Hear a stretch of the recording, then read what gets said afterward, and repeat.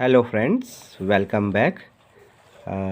आज आगे हम इस वीडियो को, जो हमारी सीरीज़ है, हमने जो बनानी शुरू की है, ट्रेनिंग वीडियो जो है डिस्पेंसिंग फार्मेसी पे जो ट्रेनिंग करने के लिए आते हैं उन बच्चों के लिए, जो हम वीडियो मैं बना रहा हूँ वीडियो, उसका ये चौथा पार्ट है।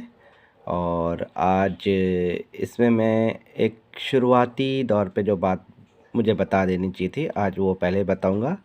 बच्चे लोग जैसे भी आते हैं, पढ़ के अपना कोर्स करके आते हैं, तो उनको ट्रेनिंग के लिए जब आते हैं तो अपना ट्रेनिंग का फॉर्म लेके आते हैं। उसके बारे में थोड़ा सा बताना चाहूँगा कि फॉर्म कैसा होता है और वो कैसे भरना चाहिए। हालांकि मुझे लगता है शायद बच्चों को पता होना चाहिए या होगा भी, बट कुछ बच्चे जो फॉर्म जो लेके आते हैं ट्रेनिंग का अपने कॉलेज से, उसको भरने में कुछ गलती कर देते हैं। और वो ट्रिप्लिकेट में होना चाहिए। तो हमारे टाइम में तो ट्रिप्लिकेट में होता था। एक फॉर्म आप जो है भर के दोगे, आपकी यूनिवर्सिटी में वो जमा हो जाएगा। एक फॉर्म जो है आप जब ट्रेनिंग पूरी हो जाएगी, मतलब फॉर्म तो यहीं से जहाँ से ट्रेनिंग कर रहे हो वहीं से भरे जाएंगे तीनों फॉर्म।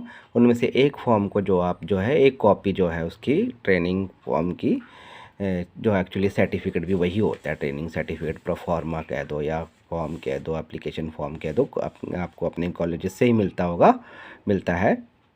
उसकी एक कॉपी आप फार्मेसी काउंसिल में जमा कर दोगे और एक कॉपी अपने कॉलेज में जमा होगी आपकी। तभी उसी को दिखा के कि हाँ भाई तुमने ट्रेनिंग की भी है कि नहीं, तभी तो तुम्हें वहाँ से सर्टिफिकेट वगैरह मिलेगा, जो तुम्हारा मार्कशीट वगैरह या जो होता है पासिंग सर्टिफिकेट कि भाई तुमने अवार्ड ऑफ डिप्लोमा या डिग्री जो भी तुम कर रहे हो या कर चुके हो, एग्ज़ाम दे चुके हो, पास हो चुके हो, अब उसका जो डिप्लोमा या डिग्री लेनी है वो तो भैया तभी मिलेगा ना जब तुम यहाँ से प्रूफ दिखाओगे कि हाँ जो ट्रेनिंग का तुम परफॉर्मा यहाँ से लेके गए थे वो तुमने भर दिया, मतलब वो अच्छे से सक्सेसफुली तुमने ट्रेनिंग कंप्लीट किया और वहाँ से जहाँ तुम ट्रेनिंग कर रहे थे वहाँ से तुम्हें वो अच्छे से भर के दिया गया है कि हाँ जी ट्रेनिंग पूरी हो गई है बच्चे की। तो वो तुम एक कॉपी तो दे दोगे अपने कॉलेज में, उसको दिखा के तुम्हें अब तुम्हारा जो ओरिजिनल सर्टिफिकेट है, पासिंग अवार्ड ऑफ डिप्लोमा या डिग्री या प्रोविज़नल सर्टिफिकेट वगैरह मिल जाएगा। कुछ बच्चे कुछ डिप्लोमा करने के बाद डिग्री करते हैं, लेटरल एंट्री में लेते हैं एडमिशन, या फिर कई और कोर्सेज़ में या नॉर्मल ग्रेजुएशन करने के लिए जाते हैं तो उनको वहाँ प्रोविज़नल चाहिए होता है। तो प्रोविज़नल वगैरह जो कुछ भी है आपको तभी मिलेगा जब आप यहाँ से ट्रेनिंग सर्टिफिकेट की एक कॉपी यहाँ जमा कर दोगे। और दूसरी कॉपी जो है वो तो फार्मेसी काउंसिल में होगी, मतलब फार्मेसी काउंसिल में जमा होगी। फार्मेसी काउंसिल रजिस्ट्रेशन के टाइम तो बहुत ज़रूरी है आपका ओरिजिनल सर्टिफिकेट और जो भी 10th 12th की सर्टिफिकेट मार्कशीट्स वगैरह, उसके साथ डिप्लोमा की मार्कशीट्स और उसका सर्टिफिकेट जो भी है प्रोविज़नल, अगर आपको ओरिजिनल नहीं मिला है अभी, और प्रोविज़नल और या फिर ओरिजिनल सर्टिफिकेट को जमा करोगे, फिर जाके आपको, और ये साथ में ट्रेनिंग का सर्टिफिकेट, तो जाके आपको जो है रजिस्ट्रेशन आपका होगा। आजकल तो अब ऑनलाइन रजिस्ट्रेशन होने लगा है, जितने भी डॉक्यूमेंट्स हैं सर्टिफिकेट्स हैं उनको स्कैन करके फार्मेसी काउंसिल की जो वो होती है साइट होती है वहाँ पे अपलोड करने होते हैं डॉक्यूमेंट्स। फिर वो एक कोई डेट देते हैं, फिर बुलाते हैं, फिर ओरिजिनल डॉक्यूमेंट्स वहाँ पे आपको शो करने होते हैं वेरिफिकेशन के लिए। तो वो सब करना होता है। और एक कॉपी, हाँ एक कॉपी फिर आपकी यहाँ पे रहती है जहाँ पे आप ट्रेनिंग करते हो। और एक और जो बात मैं अभी अभी सडनली मेरे माइंड में आ गई, मैं बताना चाहता हूँ। जितने भी बच्चे ट्रेनिंग करके आते हैं रजिस्ट्रेशन के टाइम बड़े दिक्कत कर रहे होते हैं, मतलब उनको बड़ी दिक्कत हो रही होती है। एक तो ऑनलाइन सिस्टम में वैसे ही दिक्कत होती है, आजकल कोई भी काम ऑनलाइन करो। हालांकि हम सोचते थे किसी ज़माने में कि सब कुछ ऑनलाइन होगा, डिजिटल ज़माना आएगा, सब कुछ काम अच्छे से होगा, बट ऑनलाइन में बहुत दिक्कतें आ जाती है, नहीं हो पाता है काम। कुछ कभी ये नेट स्लो है या कुछ डॉक्यूमेंट नहीं हो पा रहा है अपलोड, या फिर साइट नहीं खुल रही है, कई तरह की दिक्कतें होती है। इसके अलावा एक दिक्कत ये होती है कि जो कॉमन सी दिक्कत है, बच्चे जाते हैं वहाँ पे वो मुझे बड़ा अजीब सा लगता है कि बच्चे वापस पलट के आते हैं हमारे यहाँ फार्मासिस्ट इंचार्ज जो हैं उनके पास रोते बिलखते हुए आते हैं, कहते हैं सर जी हमारा रजिस्ट्रेशन नहीं हो रहा, ये है वो है। और मैंने अब जो देखी है बात, अब पता नहीं कौन वहाँ पे रजिस्ट्रार हैं जो भी हैं, मैंने सुनी है मतलब बात कि बड़े सवाल जवाब किए जाते हैं, पूछते हैं, वाइवा लेते हैं, क्वेश्चन पूछते हैं क्या हुआ क्या नहीं हुआ, और जो मतलब सिलेबस से रिलेटेड पूछते हैं, बातें करते हैं। और जो उनके सवाल के जवाब नहीं दे पाता है उनका रजिस्ट्रेशन करने से वो मना कर देते हैं। ऐसा मैंने देखा तो नहीं, बट मैं बच्चों के हालात देखता हूँ, सुनता हूँ कि वो ऐसे ऐसे बोल रहे हैं, ऐसे पूछ रहे हैं। और कुछ जो हमारे साथी फार्मासिस्ट हैं उनकी बातें सुन के, जो शायद उन रजिस्ट्रार साहब जो भी हैं उनके शायद वो करीबी है, नोन टू है, उनके ज़रिए भी मैं बात सुनता हूँ, तो वो यही कहते हैं हाँ वो सवाल पूछते हैं, इंटरव्यू लेते हैं, एंड बिना इंटरव्यू क्लियर किए वो रजिस्ट्रेशन ही नहीं करते हैं। तो मैं एक बात कहना चाहता हूँ कि वैसे तो ये कहीं पर भी ये लिखित में नहीं है, ना ये कोई नियम है कि अगर आप डिप्लोमा फार्मेसी करके आ गए हो, आपने कर लिया है, चाहे जैसे भी किया हो। जैसे मैंने पिछले वीडियोस में मेंशन किया था, पहले वीडियो में, कि बच्चे लोग आजकल ऐसा करते हैं, ऑनलाइन मतलब नॉन अटेंडिंग कॉलेज होता है उनका, कोर्स कर लेते हैं, पैसा दे देते हैं, चाहे उन्हें कुछ आता हो चाहे नहीं आता हो, ऐसा करते हैं। और फिर यहाँ से जैसे तैसे रजिस्ट्रेशन करने के लिए ट्रेनिंग भी कर लेते हैं। और कई बच्चे तो मैंने देखा है, पिछले कई सालों से मैं ये एक्सपीरियंस करता आ रहा हूँ, बच्चे आते हैं गिड़गिड़ाते हैं, एकदम हाथों में गिर जाते हैं, सर जी हमें कुछ नहीं आता, हमने कुछ नहीं किया हुआ, आप हमें बचा लो, किसी तरीके से हमारी ट्रेनिंग करवा लो। तो मैं कहता हूँ कि मैं तो यहाँ का इंचार्ज नहीं हूँ, और मैं अगर होता भी तो भी मैं ऐसे काम तो कभी ना करता कि ये आपको बस आ गए हो जैसे तैसे, आपने इतने हर्डल्स अपने नॉन अटेंडिंग के ज़रिए कर लिए और अब आप चाहते हो कि ट्रेनिंग भी ना हो, तो वो तो मैं कभी भी नहीं करता। और अभी तो वैसे भी मैं एक डिस्पेंसिंग फार्मासिस्ट के बतौर काम कर रहा हूँ। और जैसे मुझको मेरे सीनियर्स या मेरे फार्मासिस्ट इंचार्ज मुझे इंस्ट्रक्ट करते हैं कि बच्चों को देखो, उन पे निगरानी रखो, उन्हें समझाओ पढ़ाओ और उन्हें काम करना सिखाओ, तो मैं इस लेवल पे यही कर सकता हूँ कि अगर तुम्हें कुछ भी नहीं आता, जैसे मैंने पहले वीडियो पे कहा था कि ये जो आप यहाँ से फार्मेसी ट्रेनिंग करके जाते हो या करते हो यहाँ, आप ये ट्रेनिंग आपको बहुत मददगार साबित होती है, मैंने ये कहा था। तो मददगार, जो बच्चे पढ़ना चाहते हैं या पढ़ लिख के आते हैं उनके लिए तो मददगार साबित होती है। बट आज एक बात और ऐड करना चाहता हूँ कि इन बच्चों के लिए भी मददगार ही साबित होती है, क्योंकि यहाँ हम किसी को कोई नकल नहीं करा रहे, किसी के बदले का काम करके नहीं दे रहे। अब जितना हो सकता है, अब जिन बच्चों को कुछ आता ही नहीं, कुछ पढ़ा ही नहीं उन लोगों ने, और क ख ग नहीं आती, फार्मेसी की ABCD नहीं आती है, कुछ भी नहीं आता है, तो ऐसे बच्चों के साथ हमें बहुत ज़्यादा मेहनत करनी पड़ती है और हम करते हैं। और सच बताऊं तो ये बड़ा मुश्किल काम है। जो डिप्लोमा का कोर्स का जो ड्यूरेशन है वही वैसे इतना कम है, 2 साल का है। और उसमें पढ़ाई तो वैसे देखो 2 साल के, अब तो काफ़ी शायद चेंज हो गया सिलेबस। 2 साल का जो कम बेशक है ड्यूरेशन, हम तो चाहते हैं ये कम से कम 3 साल का हो जाए, ताकि थोड़ी तो जो इज्जत है वो और बने कि हाँ 3 साल का कोर्स करके आया है बच्चा 12वीं पास करने के बाद। पहले तो 1 ही साल का हुआ करता था, अब 2 साल का हुआ, 2 साल प्लस ये 3 महीने की 500 घंटे की ट्रेनिंग। तो फिर भी 2 साल कम है, मगर फिर भी 2 साल का में जो पढ़ाया है उसको 3 महीने में पढ़ाना बहुत मुश्किल है। एक बार एक बच्चे ने मुझे कहा कि आप रोज़ मेरी क्लास लो, रोज़ मुझे मेडिसिन्स के बारे में, ड्रग्स के बारे में, उनका एक्शन मैकेनिज़्म सब बताओ, मुझे पढ़ाओ। मैंने कहा कि ऐसे तो जैसे कॉलेजेस में पढ़ाया जाता है एक फॉर्मेलिटी, तो फॉर्मेलिटी एक तरह की फॉर्मेलिटी होती है, वो मतलब एक डिज़ाइंड होता है ना, सिलेबस होता है, आज ये पढ़ाना है, कल वो पढ़ाना है, इतना पढ़ाया, फिर होमवर्क दिया जाएगा, फिर तुम्हें टास्क दिए जाएंगे, असाइनमेंट दिए जाएंगे, वो सब प्रोसीजर ज़रूरी है और वो तो मैं कर नहीं सकता, करा नहीं सकता। तो मैं कहता हूँ कि तुम काम करने के लिए तैयार तो हो, अपने मन को बनाओ तो सही, काउंटर में आओ, मैं तुम्हारे साथ में खड़ा रहूँगा। मैं खड़ा भी रहता हूँ और मैं एक-एक चीज़ पढ़ाता हूँ। जैसे स्पून फीडिंग होती है बच्चों को, ऐसे बच्चों को मैं स्पून फीडिंग के बतौर उन्हें पढ़ाता हूँ कि ये चीज़ है, ये ड्रग है। फिर ऑनगोइंग मतलब डिस्पेंसिंग के दौरान मैं उन्हें एक एक क्वेश्चन, उनका जो क्वेरी उठती है या नहीं भी उठती है, समझाता हूँ कि ये दवा मैंने क्यों दी, ये क्या लिखा है, किस लिए दिया है, इस दवा का क्या क्या एक्शन होता है। जितना पॉसिबल होता है मैं पढ़ाता हूँ। तो ऐसे बच्चों के लिए भी ये ट्रेनिंग मददगार साबित होती है। मतलब जैसे तैसे करके उन्होंने बस वहाँ यहाँ तक आ गए हैं, बट उनके मन में है कि हाँ, हम काम करें, तो सीख लें या फिर आगे जो भी है, मतलब यहाँ पे उनको फँस जाते हैं कि आप ट्रेनिंग कैसे करेंगे, क्योंकि कुछ पढ़ा पढ़ा तो है नहीं, कुछ आता जाता तो है नहीं, और कोई ट्रेनिंग देने वाला भी, कोई इस तरह से ट्रेनिंग कौन देगा बताओ, आपको कोई नहीं देगा ना ट्रेनिंग, कि भई आपको कुछ शुरू से एक-एक चीज़ पता है। बट मेरी कोशिश तो यही रहती है कि भैया आप तुम चाहे जैसे भी पास करके आए हो, अब ये मेरा फ़र्ज़ है कि मैं तुम्हें बताऊँ, पढ़ाऊँ, जितना मैक्सिमम हो सकता है बच्चे मैं बताता हूँ, पढ़ाता हूँ बच्चों को, एक-एक चीज़ बताता हूँ। जितना भी मेरा तजुर्बा रहा या मेरा नॉलेज रहा है अभी तक, तो उसके अनुसार मैं सब कुछ बताता हूँ, बच्चों को पढ़ाता हूँ।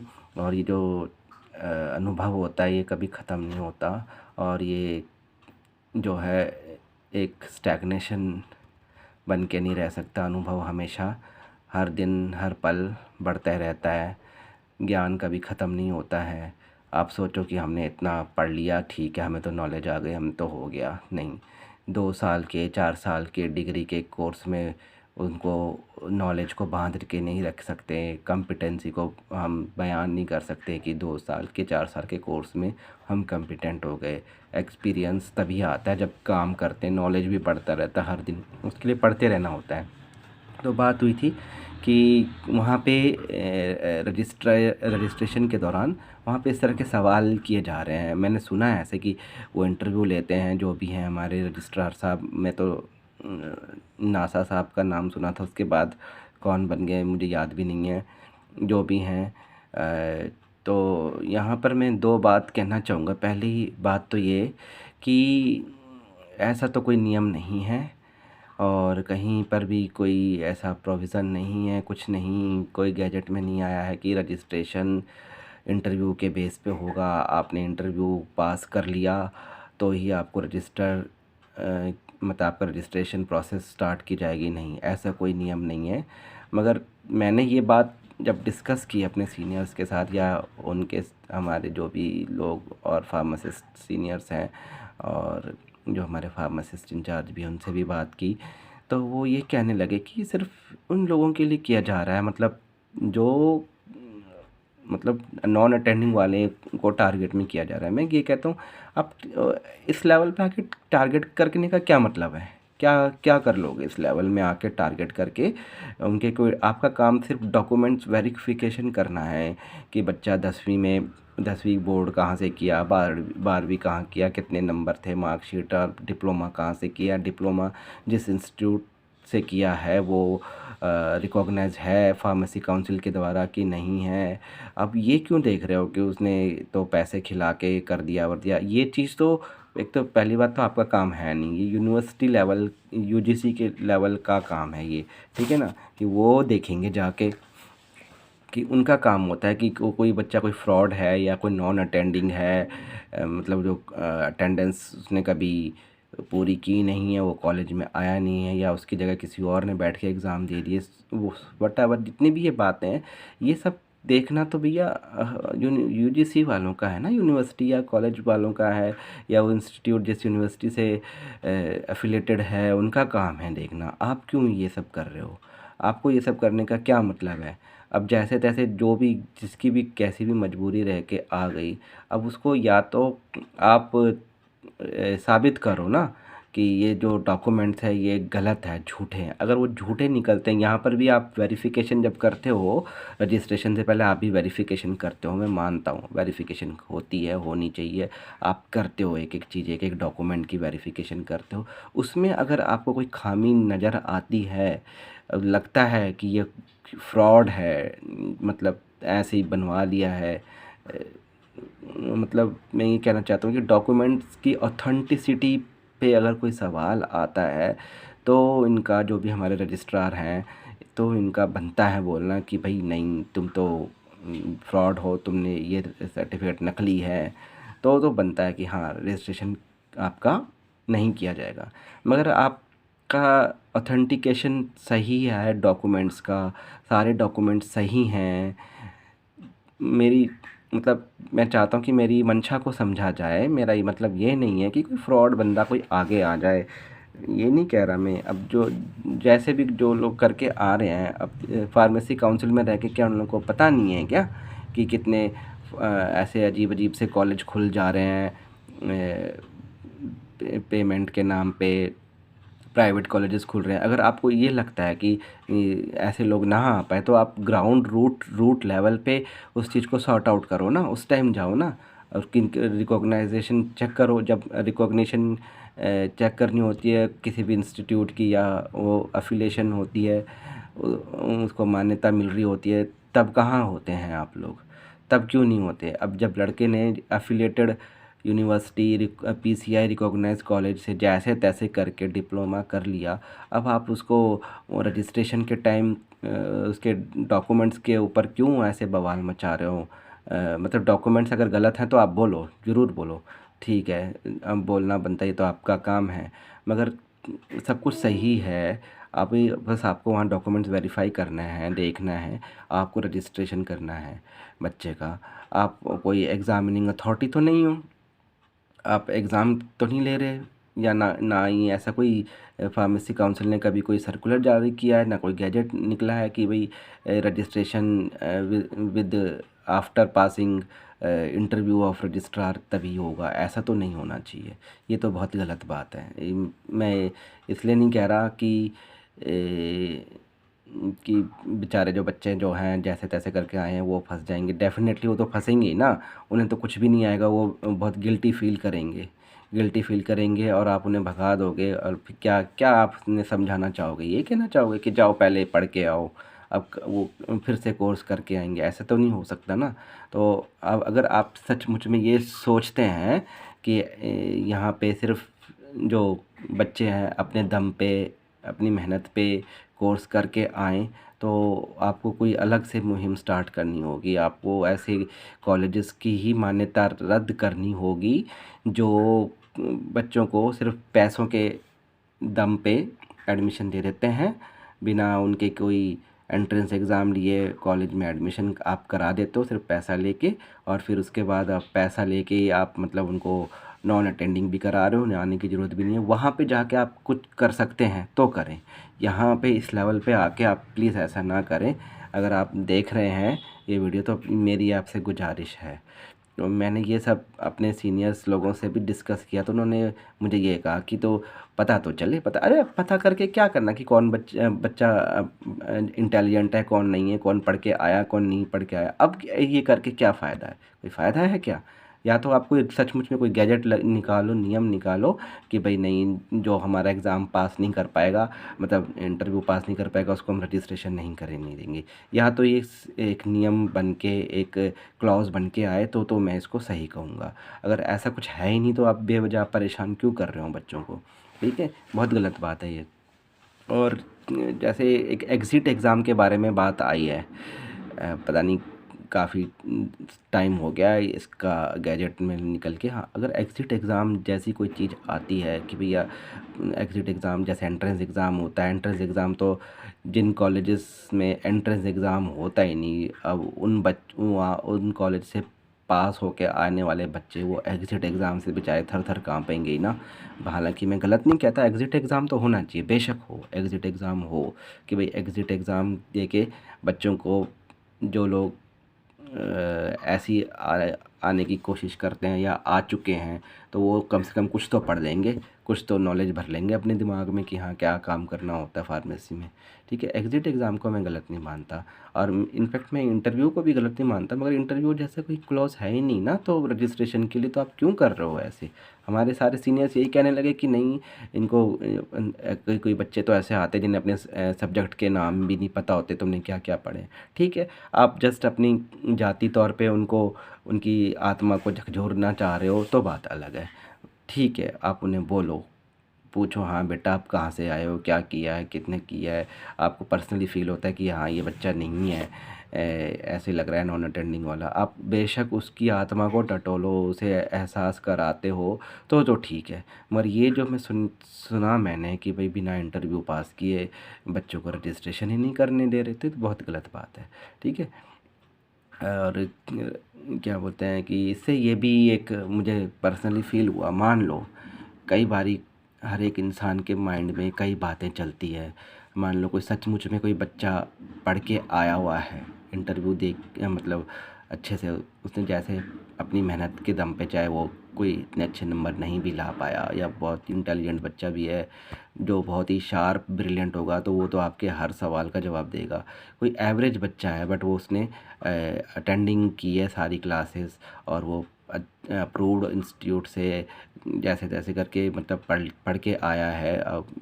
अब एट ए टाइम आप उसका इंटरव्यू ले रहे हो और मान लो उसके माइंड में क्लिक नहीं किया, आपने कुछ पूछ लिया, उसके माइंड में क्लिक नहीं किया और आपने उसे रफ़ा दफ़ा करके भेज दिया कि नहीं हम तेरा रजिस्ट्रेशन नहीं करते, तो उसको कितना ख़राब लगेगा। एक बार भी आपने सोचा नहीं, कितना ख़राब लगेगा उसको कि आप ऐसे कर रहे हो, उसका रजिस्ट्रेशन नहीं कर रहे हो। गलत बात है ना। उसका माइंड में उसको बहुत गिल्टी फील होगा, बेइज्जती फील होगा, उसे बहुत ख़राब लगेगा। हो सकता है हज़ारों में एक कोई ना कोई ऐसा होगा, कभी ना कभी माइंड में कुछ बातें होती नहीं, सडनली क्लिक नहीं कर पाती है कि हम क्या बोल रहे हैं, क्या नहीं दे रहे हैं, या सरप्राइजिंगली कुछ होता है हमें, हम कोई आ रहा है बच्चा रजिस्ट्रेशन के लिए, उसके माइंड में ये बात थोड़ी ना होगी कि भाई बिना इंटरव्यू पास किए मेरे को रजिस्ट्रेशन नहीं किया जाएगा। तो ये बहुत ख़राब बात होती है, प्लीज़ आप ऐसा ना करें। रजिस्ट्रेशन के लिए जो बच्चे आ रहे हैं, आप उनका डॉक्यूमेंट वेरीफाई करें, अगर वो सही है डॉक्यूमेंट तो उनका रजिस्ट्रेशन बिना किसी देरी के आप कर लें। बच्चे भटकते हैं, मुझे अच्छा नहीं लगता, बेचारे बच्चे भटकते रहते हैं, क्योंकि मुझे याद है कि जब मैंने जैसे तैसे मतलब मुझे तो जब मैं इस कोर्स में आया, इस फील्ड में आया, मुझे पता भी नहीं था फार्मेसी क्या होती है, कुछ थोड़ा थोड़ा सा अनुमान था। तो बाद में लोग कह रहे हैं कि छोटा डॉक्टर बनेगा, छोटा डॉक्टर बनेगा, ये है वो है, ऐसे बोलने लगे। फिर जब मैंने ये कोर्स में आया, मैंने पढ़ा, मुझे अच्छा लगने लगा। मुझे लगा एटलीस्ट मुझे इतनी जानकारी होगी कि मैं कभी खुद बीमार नहीं होऊंगा, और मैंने अपने परिवार में आसपास के लोगों को, मेरे अड़ोस पड़ोस के लोगों को बीमार नहीं पड़ने दूंगा। उनको अच्छी बातें बताता रहूँगा जिससे वो हमेशा स्वस्थ रहें, और एट ए टाइम कभी किसी को ज़रूरत पड़े तो वो मेरे पास आ जाएं। ओटीसी ड्रग्स जो भी होती है, या इमरजेंसी में कुछ मेडिसिन्स होती है, या नॉर्मली जो कभी कहते जुकाम हो रहा है, बुखार हो रहा है, तो देखा है मैंने लोगों को इधर उधर भटकते हुए। अभी भी ये बात जो है मेरे मन में कायम है, और मेरे इस बात का प्रभाव मैंने बना के रखा है। अभी भी मेरे पड़ोस में या मेरे रिश्तेदारी में भी जो कोई लोग होता है, कोई परेशानी होती है, वो डॉक्टर के पास ना जाके मुझको पहले पूछते हैं कि बेटा हमको ये दिक्कत हो रही है, हमें सर में दर्द हो रहा है, पेट में दर्द हो रहा है, हम क्या करें क्या ना करें, मुझसे पूछते हैं। तो मुझे उस टाइम ये अच्छा लगने लगा कि चलो कि मैं कोई गलत चीज़ नहीं कर रहा हूँ, सही कर रहा हूँ। और अपने करियर के पॉइंट ऑफ व्यू से नहीं, मुझे लगा कि ये तो एक धर्म कर्म का काम है, एक सेवा भाव इसमें मुझे दिख रहा था। और मैं हमेशा यही चाहता हूँ कि जो इंसान है उसको हमेशा उसके मन में सेवा भाव होना चाहिए, सबके दुख दर्दों के प्रति उसे हमदर्द होना चाहिए सबका। तो ये सब कोर्स मैंने जब किया, तो उसके बाद ट्रेनिंग भी मैंने की। ट्रेनिंग के टाइम भी सच में मैं अपना दर्द आज बता रहा हूँ बच्चों को, इन बच्चों को की तकलीफ़ें देख के मुझे अपनी तकलीफ़ें याद आ गई। बहुत परेशान किया ट्रेनिंग के बाद। ट्रेनिंग के टाइम तो मैंने कहीं फ़ील नहीं किया कि ये ट्रेनिंग मेरे को टॉर्चर करने के लिए की जा रही है। मैंने कोई पेन फ़ील नहीं किया, हालाँकि बहुत बहुत मुझे लगता था कि ये क्या हो रहा है, मतलब सब कुछ थोपा जा रहा है। मैं अकेला था अस्पताल की फ़ार्मेसी में, और अकेले ही मैं सारे पेशेंट देख रहा था। मेरे साथ कोई फ़ेलो, कोई जो ट्रेनी होते हैं वो कोई भी नहीं था। एक लड़की, जिस बैच में मैं आया था वहाँ पे, सबसे पहले तो मैं आया तो मेरे इन्होंने सर्टिफिकेट घुमा दिए, ट्रेनिंग परफॉर्मा घुमा दिया, चक्कर पे चक्कर लगाता रहा। ये अभी आप कल आना, आप कल आना, आप परसों आना, ये आना वो आना। देखा ट्रेनिंग स्टार्ट भी हो गई। मेरे से बाद में जो आए उनकी ट्रेनिंग स्टार्ट हो गई, तब आप नेक्स्ट बैच में आओगे। नेक्स्ट बैच में आया तो नेक्स्ट बैच में मेरे साथ सिर्फ एक लड़की थी, और लड़की के प्रति लोग थोड़े से ऐसे ही होते हैं, हाँ चलो लड़की है क्या करेगी, चलो ठीक है बेटा तू जा, ये देख लेगा। और मैं छः बजे तक ट्रेनिंग अकेले में संभालता था, सारे पेशेंट्स को मेडिसिन देना, समझाना, बताना।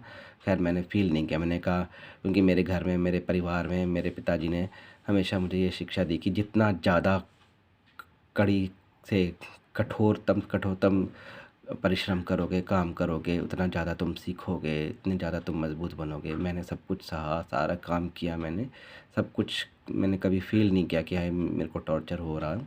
मैंने सारे मरीज़ों को मैं देखता था, मेडिसिन्स उनकी क्या है उन्हें अच्छे से समझाता था, अच्छे से मैंने डिस्पेंसिंग की।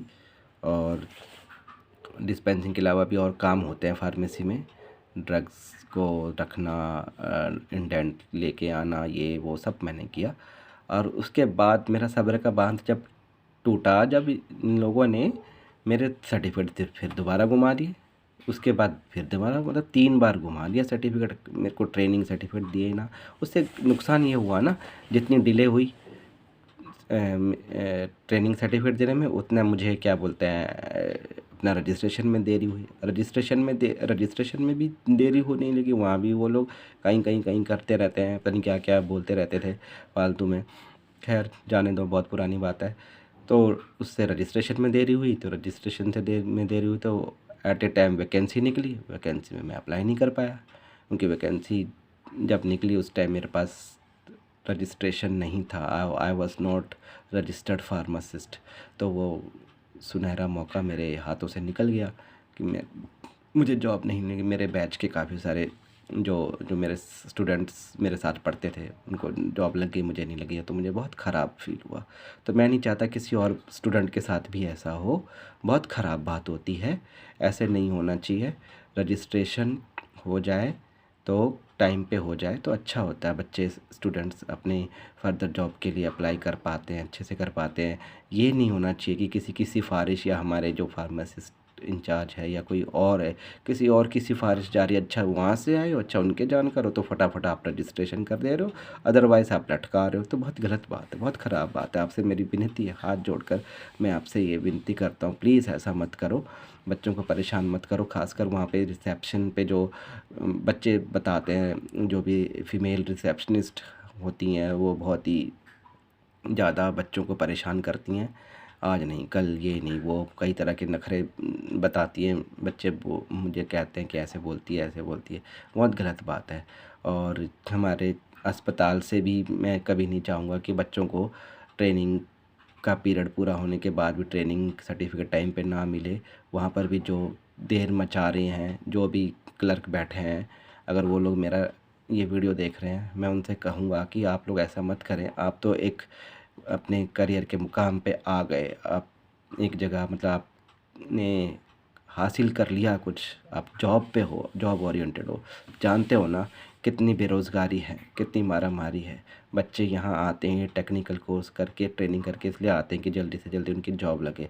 तो प्लीज़ जो कोई भी इनके बच्चों की जो ट्रेनिंग सर्टिफिकेट को देने में देरी कर रहे हैं या इनसे डील कर रहे हैं, जो मेल हो फीमेल हो, मेरी उनसे भी ये गुजारिश है, भगवान के लिए प्लीज़ हाथ जोड़ के मैं ये रिक्वेस्ट कर रहा हूँ, ऐसा ना करो और अभद्रतापूर्ण व्यवहार ना करो इन बच्चों के साथ। ये बच्चे बताते हैं मुझे कि हम हमारी ट्रेनिंग से संबंधित, सर्टिफिकेट से संबंधित हम बात करने जाते हैं, वहाँ पे जो भी महिला क्लर्क बैठी होती हैं, जो भी हैं, मैं नाम नहीं लेना चाहता, नाम लेके किसी का नाम ख़राब नहीं करना चाहता, वो बहुत अभद्रपूर्ण व्यवहार करती हैं और चीखती हैं, चिल्लाती हैं, कभी भी आराम से प्यार से बात नहीं करती हैं। ये बहुत गलत बात है, बहुत ज़्यादा। आप किसी के करियर के रास्ते में रुकावट डालने का काम क्यों कर रही हो? क्यों ऐसे काम कर रही हो? आप एक औरत हैं, एक नारी हैं, कम से कम आपके मन में इतनी दया भाव होनी चाहिए। आपके बच्चे या आपके भाई समान हैं, छोटे से बच्चे ही हैं ये, तो कम से कम तहज़ीब से, तरीके से आप इन्हें समझाएं। अगर कोई बात आ रही है, कोई, मैं मानता हूँ सरकारी व्यवस्था में थोड़ा टाइम लगता है, जो भी है, तो आराम से प्यार से इन्हें समझाएं और जानबूझ के डिले ना करें। क्योंकि मेरे टाइम में मैंने भी इसी अस्पताल से ट्रेनिंग की थी, और उस टाइम भी जो एक लेडी थी, उस लेडी ने जानबूझ के मेरे सर्टिफिकेट घुमाए थे। बट वो एटलीस्ट उनमें ये था कि वो बहुत ही सलीके से और अदब से बात करती थी। बट घुमाए तो सही, मुझे परेशान तो किया उस लेडी ने। अब वो जहाँ भी हो, भगवान करे अच्छी हों। भगवान की कृपा से आज हम इंडिपेंडेंट हैं, एम्प्लॉयड हैं। तो हम नहीं चाहते हैं कि हमारे जो ये बच्चे हैं ये बेचारे दर दर भटकें या परेशान हों।